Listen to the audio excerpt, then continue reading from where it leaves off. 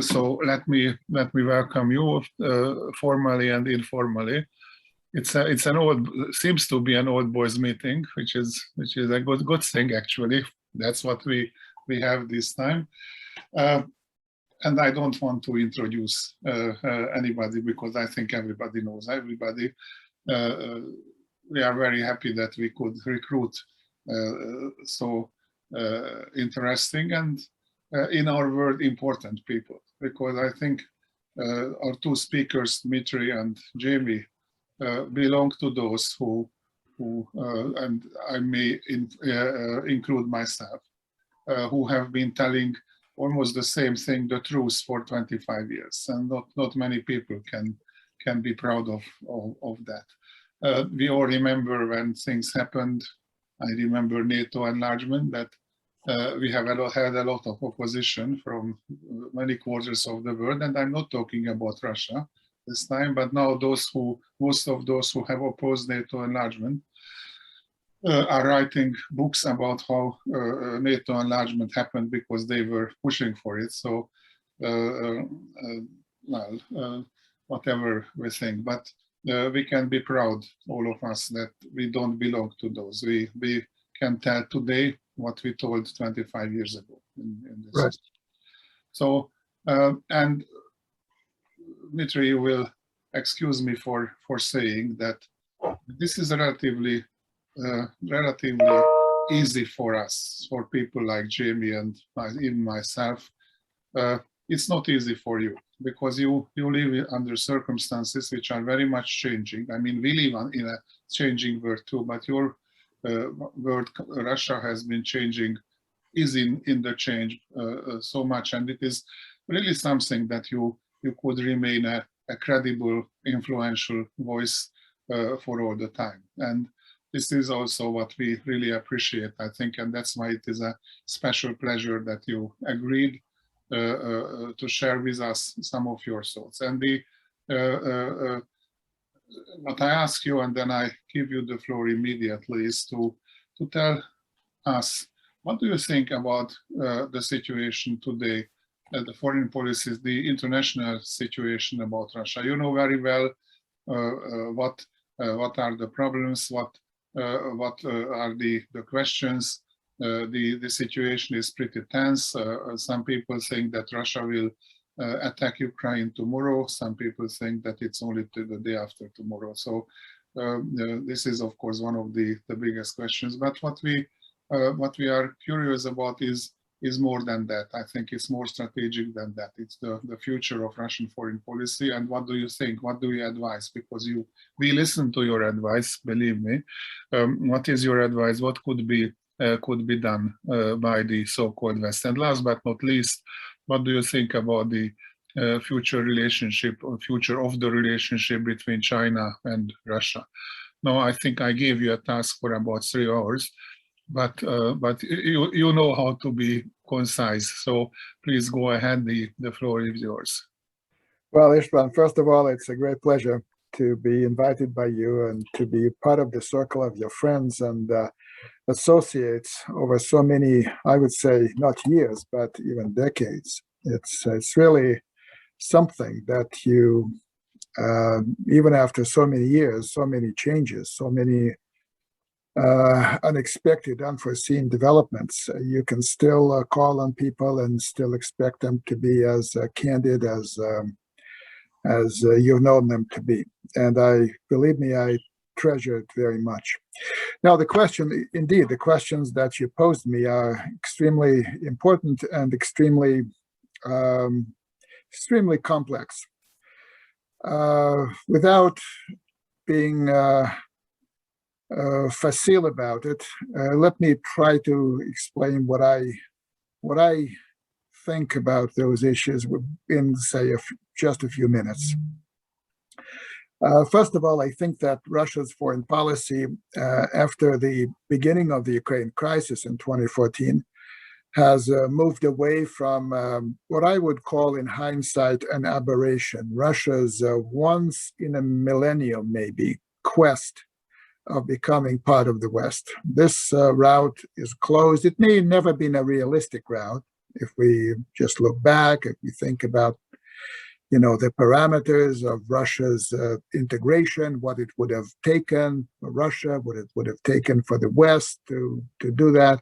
It's all history. We can spend years and years parsing the various options that were available then. None of them is available today. So this chapter in Russian history that spanned the late years of Gorbachev, the entire Yeltsin presidency, and I would say a large part of Putin's presidency was formally closed and finally closed, I would say, in 2014.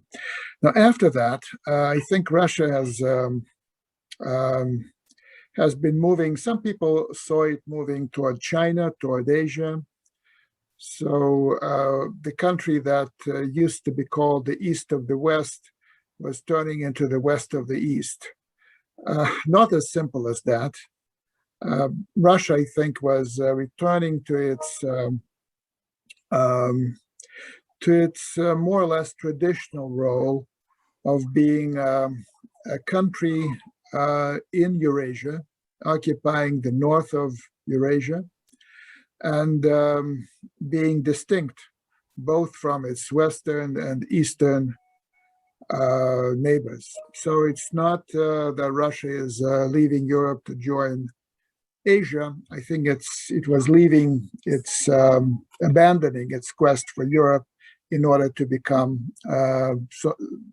Russia. So I think Russia is returning to its roots, if you like. And the roots basically dictate that the country is an independent player in European, Eurasian, global politics. And I think that was, to me, the failure of Russia's integration into the West, could be ascribed to different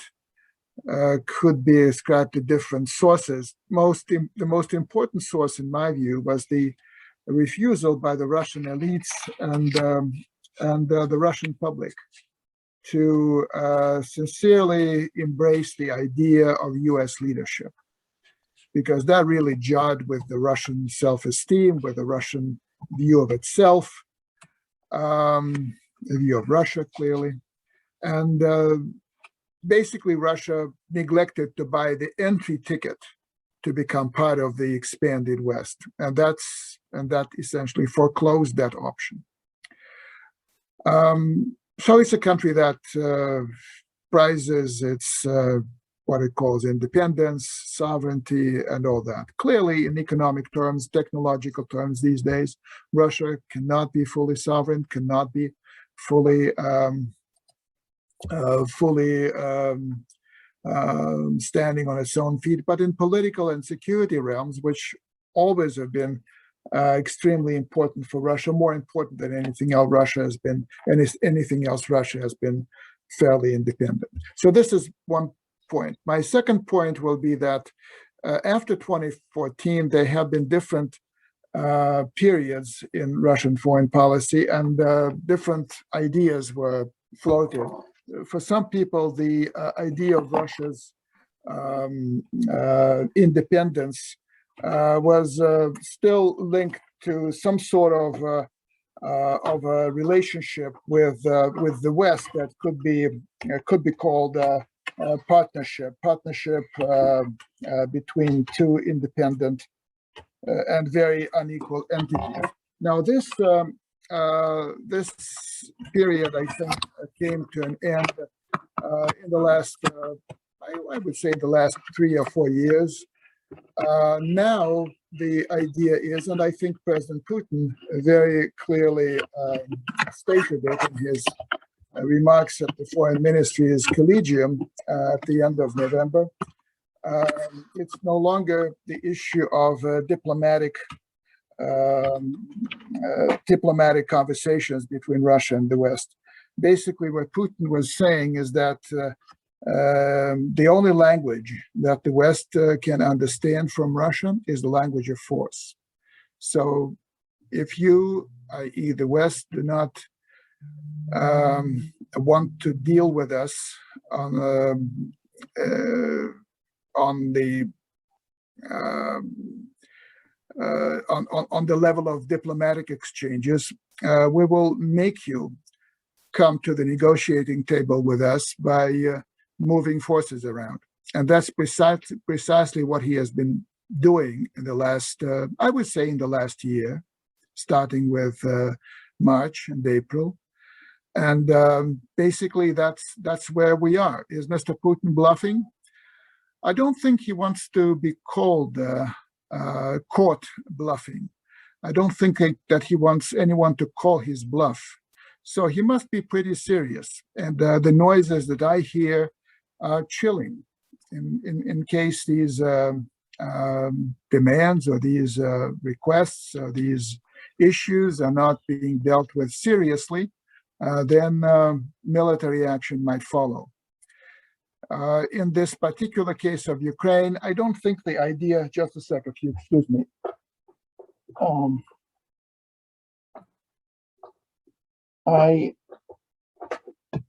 Okay, now we're fine. My battery was running low, so now it's fine. So basically, what he's been saying is that if you proceed with your actions expanding NATO's infrastructure eastward and turn Ukraine into an unsinkable aircraft carrier housing American missile bases, then it's a Cuban moment. It's a Cuban Missile Crisis moment, and we will use force. And I think that's where we are at this point. The issue is not invading Ukraine for the sake of returning that wayward former Soviet republic and the former and part of the former nucleus of ancient Russian statehood to the fold. I think, although some people may be thinking these ways, for Putin, I think military strategic considerations trump everything else. He may be thinking in obsolete terms, archaic, what have you. The trauma of June 22, 1941, the German invasion of the Soviet Union, is still very much alive in the minds of the Russian strategic thinkers, the Russian military, President Putin himself.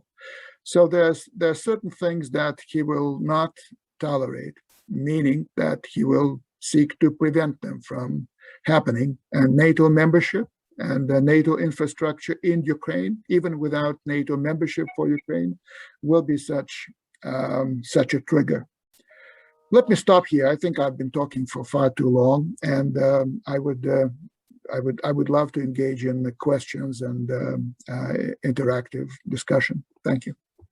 Thank you very much. Jamie, you have comments, I hope.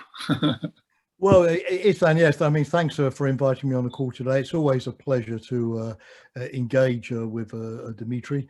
And good to see some familiar Hungarian faces, old friends and colleagues on the call as well, apart from your good self, István. Well, yes, as Dmitri started off, clearly looking back, could we have managed it better?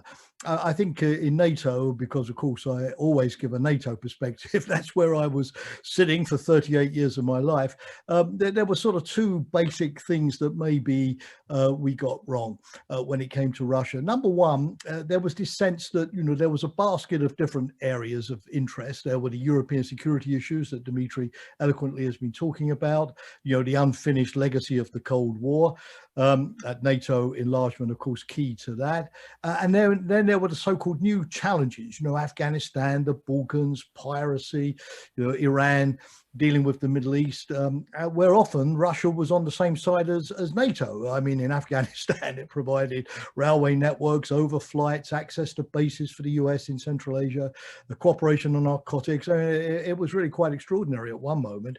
Indeed, people tend to forget today, because things are at such a low point, that at one stage we even had Russia participating in a NATO Article 5 collective defense counter-terrorism mission in the Mediterranean. And I remember the glory days inspecting Russian naval infantry units that were participating in the peacekeeping operation, the stabilize operation in Bosnia, running occupying the airport in Pristina. So there was a real sense in NATO that, you know, over time, all of this cooperation on the sort of the non-core European security issues would gradually sort of overwhelm the legacy of the Cold War issues and allow us to establish this relationship of trust. So the first thing I think we got wrong was overplaying the importance to Russia of cooperation out of area. It was probably more tactical than strategic, and underplaying obviously the sense of frustration, of bitterness in Moscow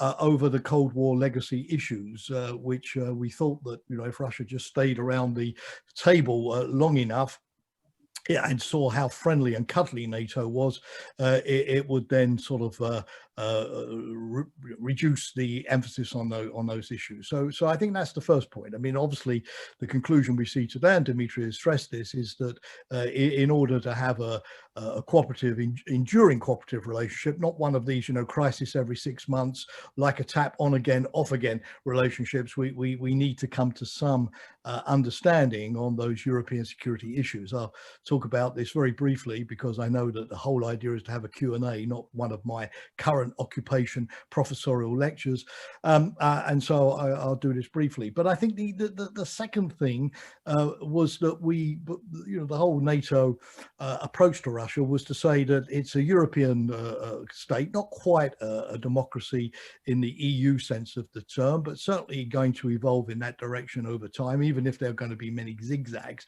And so we just have to wait for the moment where Russia is sort of ready to fit into the European security architecture as a sort of regular, normal EU democracy. In other words, integration on the basis of values and identity of assimilation, rather than cooperation on the basis of recognizing Russia as a different entity, which would be different, although nobody in NATO believed it would be as different as it has become. And had we sort of given up a little bit, you know, the more you sort of meet us, the more you will love us, and perhaps earlier on recognize that this integration prospect was not going to work with Russia, and treated therefore Russia as a kind of strategic partner, you know, prickly, difficult, but looking at how to build a cooperative relationship with a non-like-minded state.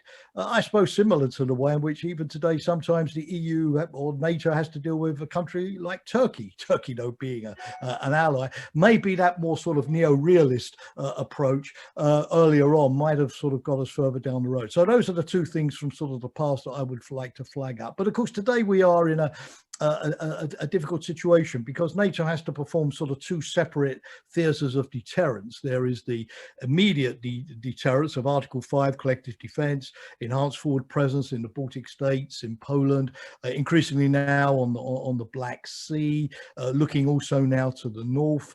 The new NATO defence and deterrence concept approved by the defence ministers a couple of months back really does posit, it has to be said, a gloomier view of the Russian military challenge to NATO, much gloomier than what we started out with, even after the annexation of Crimea back in 2014. And therefore the idea that, you know, a potential conflict with Russia, God forbid, but would be in multiple theatres and require NATO therefore to have a much greater ability to project power around its territory, not just in the Baltics, than we started out with. So there is that challenge of how to do that, again, without provoking Russia, without getting into the old arms control vortex and those kind of spirals.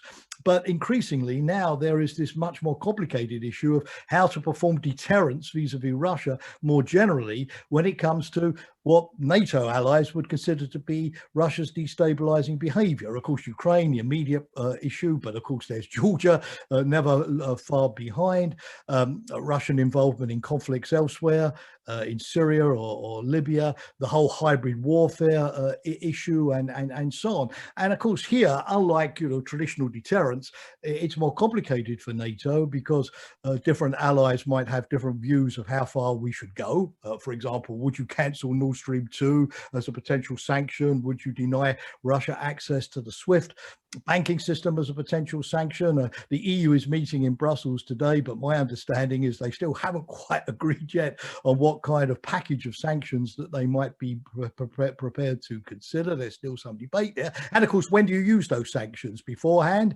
or after? And of course, the problem is if you use the sanctions beforehand, Putin may say, okay, I can live with that. You know, if that's the worst they're going to throw at me, I won't be deterred. I've already worked my way around those. But of course, if you use them afterwards as a kind of punition, you haven't deterred the activity that you were trying to prevent in the first instance. So this is not easy. So there's sanctions. There's the whole issue of building resilience, of course, against hybrid warfare. The whole issue of how NATO acts below the Article 5 level, which is crystal clear. An attack equals a military response. And you know, the toolbox of deterrence and retaliatory measures against, you know, disinformation campaigns or Russian intelligence activities and so on. And then of course the big difference that you hear on the one hand, NATO leaders saying clearly, you know, NATO, Ukraine is not part of NATO, and therefore NATO has no obligation to defend Ukraine militarily. That option is ruled out.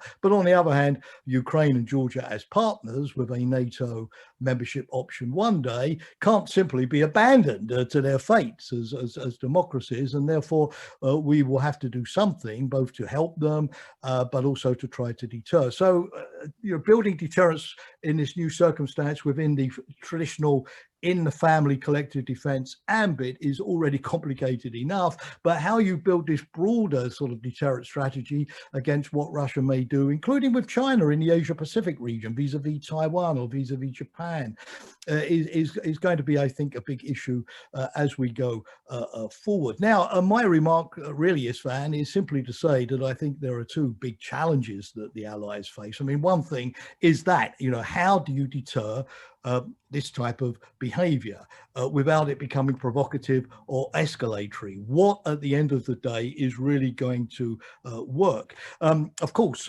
we can talk today, I'm sure we will, about the issue of sanctions. You know, Russia has had quite a high capacity so far, given its very good financial situation and its low level of debt. And of course, our reliance upon Russian gas at a time when these prices are going higher and higher.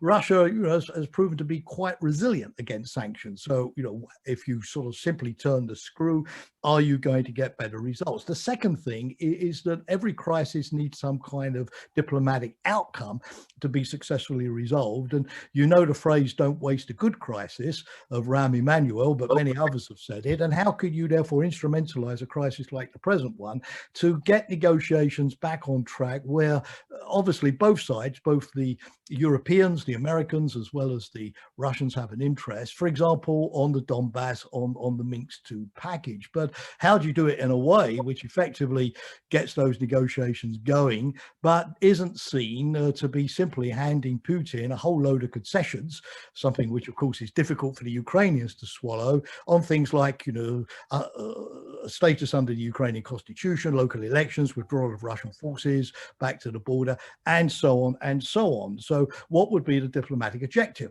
The third thing that we need to look at is something where NATO and Russia were working actively even after the annexation of Crimea, which was on the so-called risk reduction measures, confidence building measures, the closer you are in military proximity to each other. And of course, after the Cold War, there was 1,000 kilometers de facto, even with NATO enlargement, but 1,000 kilometers de facto separation between the nearest Russian soldiers and the nearest NATO soldiers, apart from exercises and so on. But of course, now they are cheek by jowl in highly close proximity. The Black Sea is but the latest example. There's a French frigate in the Black Sea today.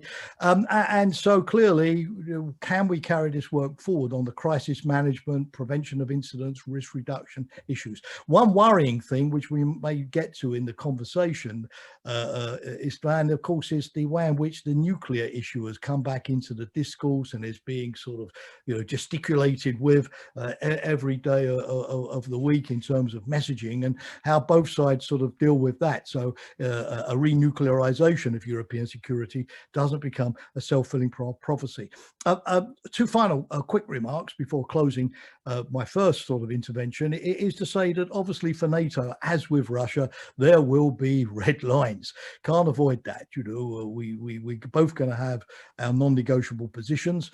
Remains to be seen if any bridges could be built in the space between them. But for NATO, clearly, there will be the commitment to Article 5. That's clear. And the new NATO strategic concept may decide that further NATO troops, a heavier, more permanent presence, as Poland, as the Baltic states are calling for, now needs to be put into the forward areas of NATO, at least in terms of Central and Eastern Europe.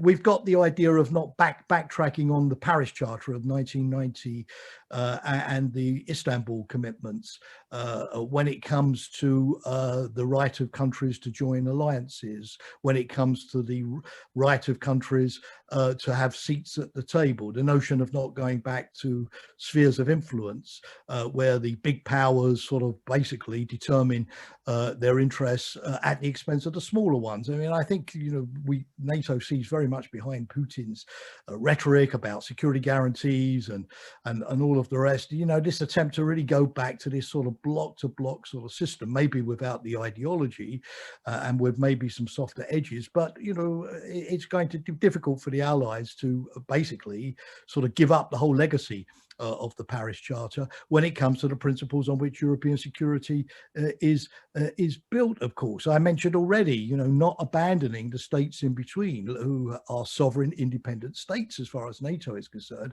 and whose fate can't be decided simply because 300 years ago they happened to be part of the Tsarist Empire.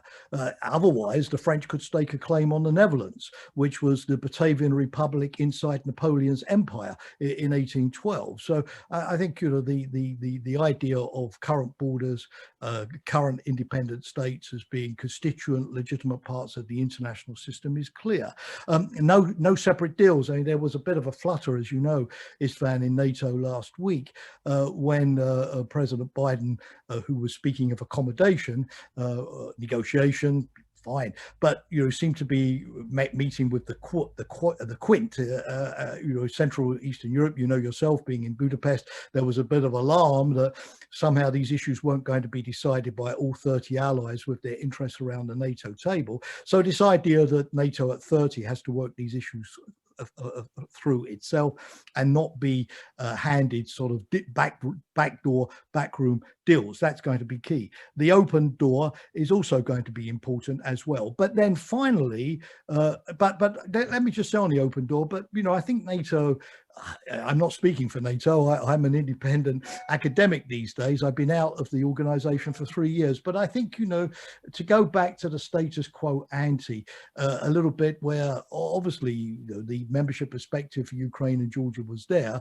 but don't forget, you know, and I always used to point this out to Russian interlocutors, that the NATO enlargement policy is not only the right of countries to join, but NATO's ability to accept them, and finally the impact on European security in general. It was never decided simply on the enthusiasm, however laudatory, of individual countries to want to join NATO. There were other factors in play, and certainly Ukrainian and Georgian membership was not anything that would happen anytime soon. And Putin's actions, of course, simply push it up the agenda. Maybe being, you know, just like if Putin is warning NATO against arming Ukraine, well, the weapons transfers are in response to the current military build-up as we see. So both sides, of course, tend to sort of base their own policies on blaming the other for starting it first. So we need to figure out the deterrent strategy, and I mean that in the broader political sense of de-escalation. We can't keep bumbling along every 6 months from major crisis to major crisis. We need a more stable relationship. Can we get the NATO-Russia Council back in action? Can the US-Russia strategic talks deal with some of these issues? The Russians have hinted at this. Today, as Dmitri pointed out, the Russian Foreign Ministry has handed over to the United States the so-called proposals that Russia wants to put on the table to resolve the crisis. Some of these will be unacceptable to the Allies, I could predict, but there may be other areas where we can at least look at them and build sort of relations. There's issues like the Iranian nuclear file, where Russia has been largely cooperative in the Vienna talks. There's the Arctic, where Russia currently is chairing the Arctic Council. There's the issue of space norms and cyber norms. There's also the issue of the energy relationship. Afghanistan, we don't have an interest either in Moscow or in Brussels of seeing terrorism flow back to hit us. And indeed, you know, as Dmitri remembers, some months ago, President Putin put a proposal on the table of the UN Security Council for a UN Security Council summit looking at polycentrism, the management of the multilateral world. You know, there are things that we can pick up in order to sort of explore the scope for a more stable, longer term relationship with Russia. But obviously, it's very difficult to do that while we're in instantaneous crisis management mode. But sooner or later, we have to start talking again, and not simply leader to leader on an individual basis, but EU, NATO institutions to Russia as well. Anyway, thanks very much. I was probably far too lengthy there, but I will stop speaking and let Dmitri have the rest of the session mainly by himself. Thank you very much. Before we give the floor back to Dmitri, I think we could listen to a few questions and remarks from the audience. The other participants, I would suggest. So it's open for you, gentlemen, to ask questions or to make remarks. Who's first?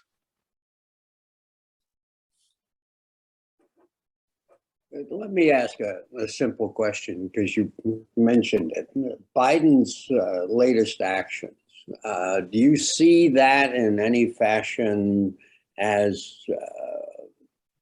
helping to address the problem, advancing solutions, setting the stage for what the U.S. sees as its particular role in this particular scenario? Is there a positive aspect to it? Was it a neutral action?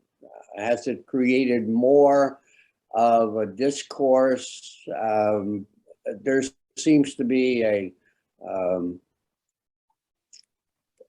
a plethora of views as to whether the approach was right or whether the delivery was could have been handled differently. And that goes for both of you, really. All right. Thank you, Dmitri. Can I ask you? Well, I can only talk about what I take to be the reaction here in Moscow to Biden's action. I think the reaction, judging by Mr. Putin's remarks, something that's said and not said by those who represent the officialdom in Russia, I think that they are at least hopeful that President Biden will not simply dismiss Russian proposals and Russian sense of urgency with regard to the current situation in Europe, not just related to Ukraine, but more broadly. So I think the reaction was guarded, clearly, but more on the positive side than on the negative side. So there are expectations that some sort of a dialogue on European security might join the two other dialogues that the United States and Russia are currently engaged in, one on strategic stability and the other one on cyber. And if that were the case, that would be a good outcome.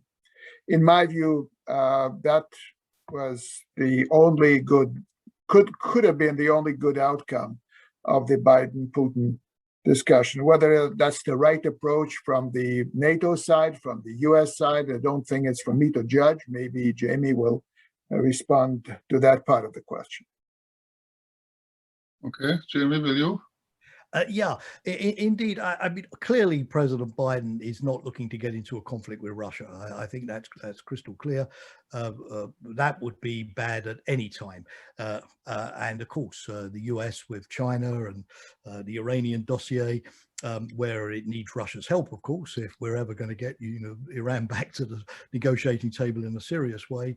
The US has got lots of other fish to fry too at the moment. So my sense is what Biden is trying to do, like any US president, is to sort of deter, but at the same time to de-escalate, to give to present an off-ramp. The United States, for example, is now talking to Putin. The 2-hour call the other day. Biden took a lot of domestic criticism back in June when he met Putin in Geneva, but he went ahead and he did it.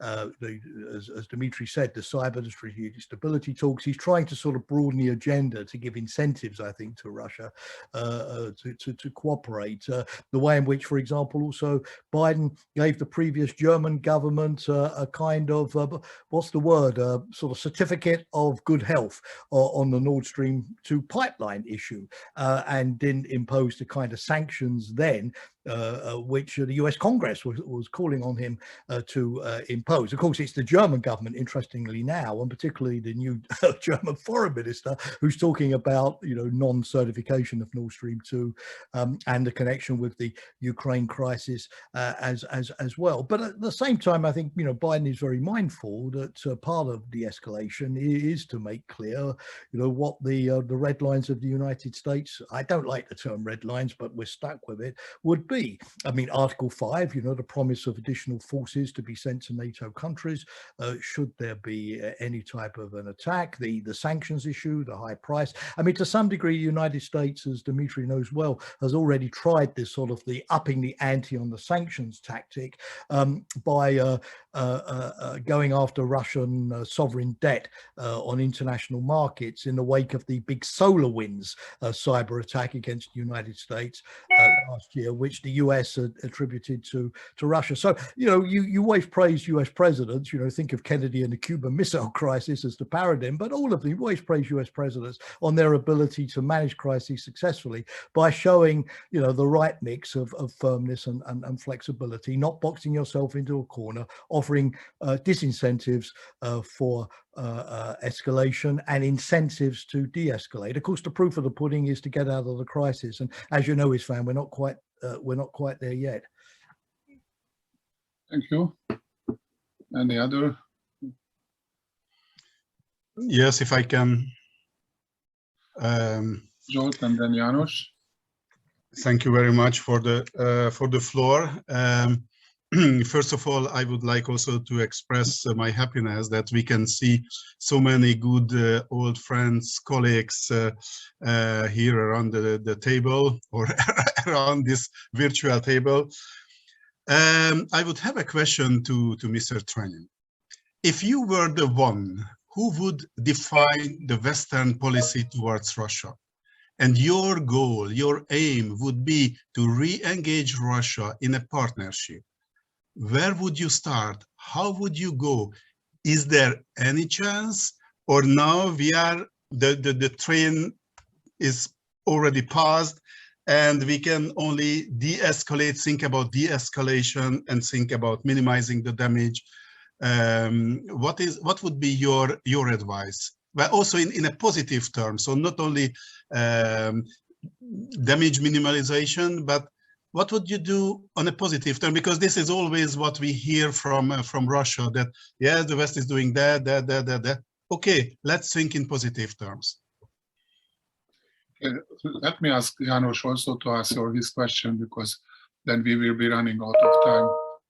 János, you have a question, right? Thank you very much. In the 1980s, many people realized that there is a great deal of misperception regarding the relationship between East and West. And in order to address this problem, intensive relationship developed between research institutions, Americans, then Soviets and European, where academics and researchers could talk to each other. And they could more openly express the views of their countries and their governments. My question is, would it be necessary in this situation to encourage researchers, academics in NATO, in the United States, and also Russia to come together and try to explain each other in a more openly way the real intentions of their government. Because I have the feeling that politicians and governments cannot totally explain to each other their fears. So this is my question for both presenters. Thank you. Dmitri. I'll try to respond to both questions. Frankly, I don't think that re-engaging Russia in a partnership is something that I would call a short-term or even a medium-term proposition. I think we first need to do the urgent task that is in front of us. And the task, unless we do it properly, could lead to a collision. And I'm sure no one wants a collision, but it's like those cases when something very bad happens, even if no one really wants that. So after, let's say, the United States, NATO, Ukraine, Russia come to some term of an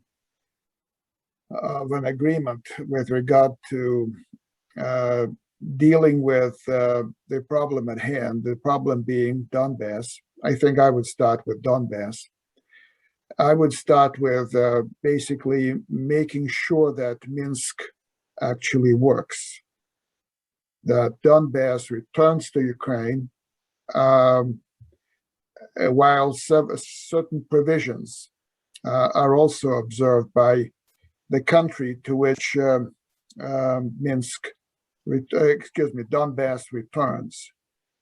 That could lead to a serious de-escalation of the situation. It will still be an adversarial situation, but not on the cusp of a collision as now. I would also engage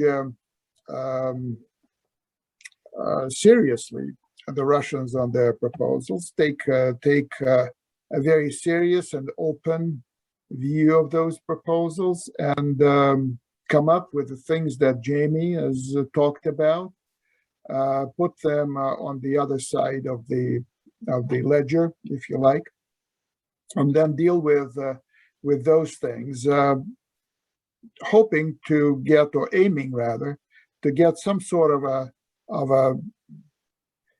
a provisional accord on the rules to be observed by both sides, NATO and Russia, with regard to the European security situation, which I think needs quite a lot of attention.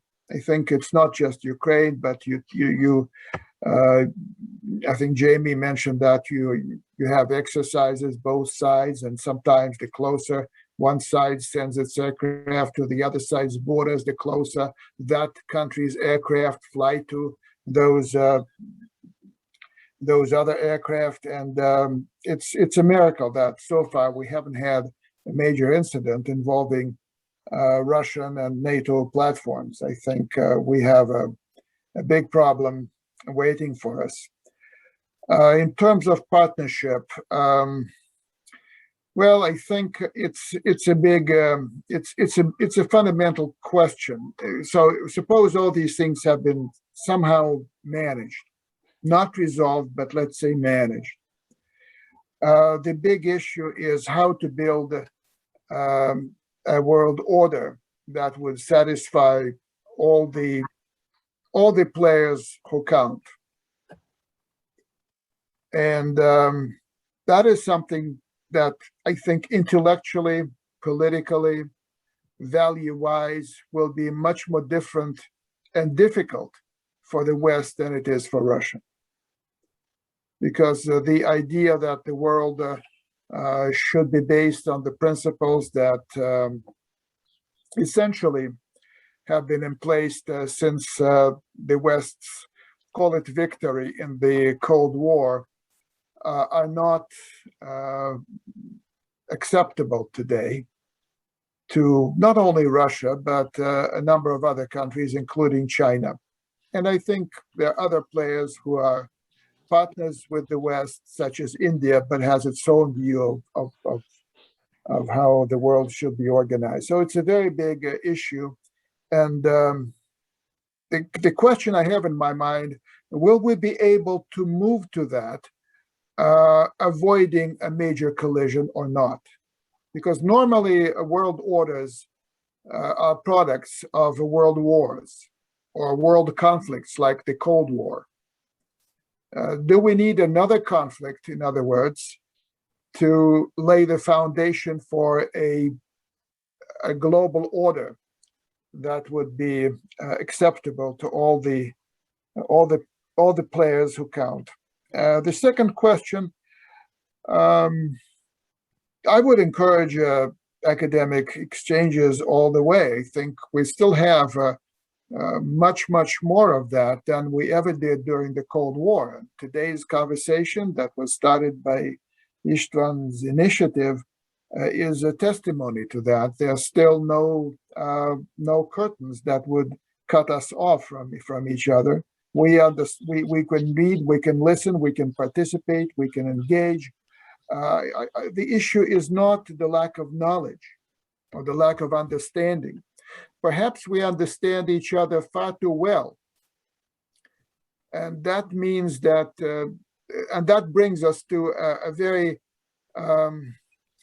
unexpected result, that having understood the other side, we don't know what to do with that. I mean, the things that Jamie has mentioned as NATO red lines are well understood on the Russian side, like the open door thing, like no separate deals, like no backtracking from past commitments.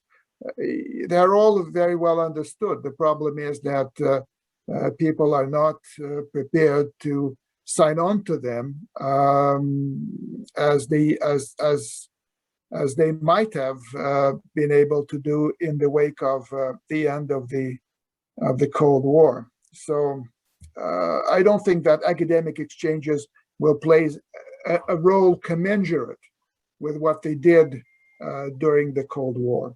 Let me stop here. I will only have another 5 minutes with you. I'm very sorry about that. But actually, I want to ask you two questions that we got from the Facebook audience. Very short questions, and they can be responded to pretty shortly, as I think. The first question is, ask to what extent was the Salisbury poisoning shaped by the legacy or Cold War, or was it the beginning of the new era? And the second is about Nord Stream. Is Nord Stream sanctioning real in Europe's interest, and what can Europe do without Nord Stream 2? Well, I'm really agnostic about Salisbury or, if you want, Navalny. All these things are mystery to me. I cannot, frankly, I cannot accept at face value the accusations that I hear from the Western side, because there are too many holes in those accusations. On the other hand, I take it that the Russian authorities know much more about that and they're wishing to share with the public. So I'm lost. I really don't think I or anyone in the public domain knows enough to be clear to oneself about what actually happened. All too complicated, all too well, mystifying in my view. So Salisbury, agnostic. Is Nord Stream 2 in the European interest? Again, it's not for me to answer that. It's certainly in the Russian interest, no question about that.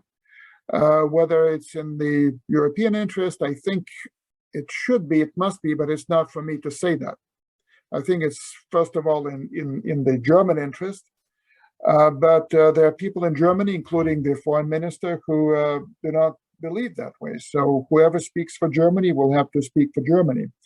And we'll see what happens. The only thing I will say is that Nord Stream 2 is probably the last major pipeline that Russia has laid to Europe. I think an era is closing. And it's significant because for 50 years, it was those pipelines, it was the gas pumped from Russia to Europe that formed the material foundation for Europe-Russia relations. Now that this material foundation is going to diminish considerably, and symbolically, if Nord Stream 2 will stay dead in the water, as it might, then we will have much more estrangement between Russia and Europe than we even have today. Maybe that's the way we're going, also with the Green Deal and many other things happening. I think that the dynamic is making Russia and Europe walk farther and farther apart, and to me that's the geopolitical reality of the next few years.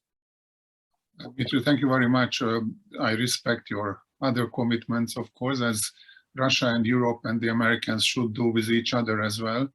So if you have time to listen to Jamie, because I think he wants to answer the Nord Stream 2 question in 1 minute.